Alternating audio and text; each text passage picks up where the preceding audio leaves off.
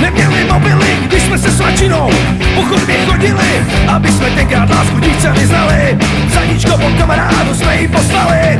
To když jsme ještě mobily neměli, tím jako v pivenku, víc jsme nesměli s partou, abychom společně mohli někam jít. Nezbylo nám než se řádně domluvit.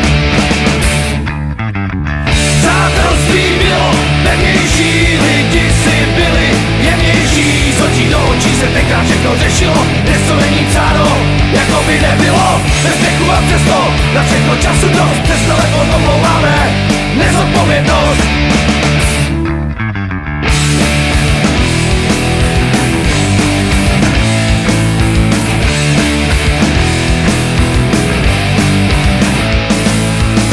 Když jsme ještě neměli mobily, do schránky jsme dopis s adresou hodili na odpověď týden.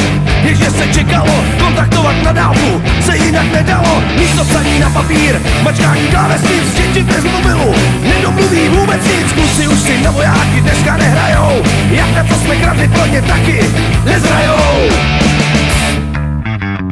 Přátelství bylo pevnější, lidi si byli jemnější. Z očí do očí se tenkrát všechno řešilo, dnes to není cáro, jako by nebylo. Bez věku a přesto, na všechno času dost, přes telefon omlouváme nezodpovědnost.